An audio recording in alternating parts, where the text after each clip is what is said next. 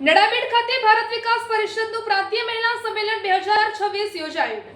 વાવથરા જિલ્લાના સુઈગામ તાલુકાના ભારત પાકિસ્તાન સરહદ નજીક આવેલા ઐતિહાસિક નડાબેટ ખાતે વિધાનસભાના અધ્યક્ષ શ્રી શંકરભાઈ ચૌધરીના અધ્યક્ષસ્થાને પ્રાંતીય મહિલા સંમેલન 2026નું ભવ્ય આયોજન કરવામાં આવ્યું હતું। ભારત વિકાસ પરિષદ ગુજરાત દ્વારા આયોજિત આ કાર્યક્રમમાં રાજ્યમંત્રી શ્રી રીવાબા જાડેજા તથા રાજ્યમંત્રી શ્રી સ્વરૂપજી ઠાકોર વિશેષ ઉપસ્થિત રહ્યા હતા। રાજ્યના વિવિધ જિલ્લાઓમાંથી મોટી સંખ્યામાં મહિલા કાર્યકરો, હોદ્દેદારો, સમાજસેવકો અને આગેવાનો આ સંમેલનમાં જોડાયા હતા।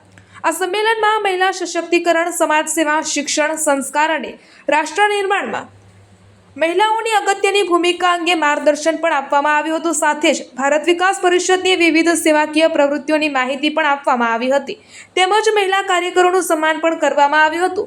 આ પ્રસંગે વિધાનસભાના અધ્યક્ષ શ્રી શંકરભાઈ ચૌધરીએ જણાવ્યું હતું કે ભારત વિકાસ પરિષદ જેવી સંસ્થાઓ માત્ર સમાજ સેવા પૂરતી મર્યાદિત નથી, પરંતુ રાષ્ટ્રપ્રેમ, સંસ્કાર અને સેવા જેવા મૂલ્યોને પણ સમાજમાં પ્રસ્થાપિત કરવાનું મહત્વપૂર્ણ કાર્ય કરી રહી છે। સંસ્થા સાથે જોડાયેલા દરેક કાર્યકર રાષ્ટ્રને પ્રથમ સ્થાન આપવાના ભાવ સાથે કાર્ય કરે છે, જે સમાજ માટે પ્રેરણારૂપ છે।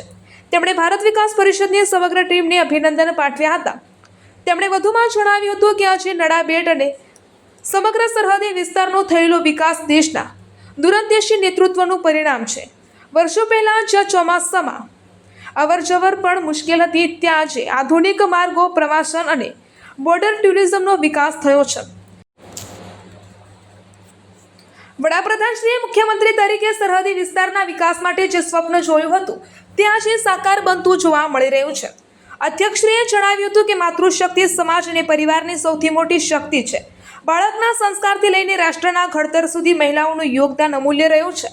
તેમણે પરિવારમાં દીકરા અને દીકરીઓને સમાજમાં સમાન તક આપવાની જરૂરિયાત પર ભાર મૂક્યો હતો। સાથે જ મોબાઈલ ફોન અને ટેકનોલોજીના વધતા પ્રભાવ અંગે પણ જાગૃત રહેવા, બાળકો સાથે વધુ સમય વિતાવવા અને AI સહિતની ટેકનોલોજીનો સદુપયોગ કરવાની પણ અપીલ કરી હતી।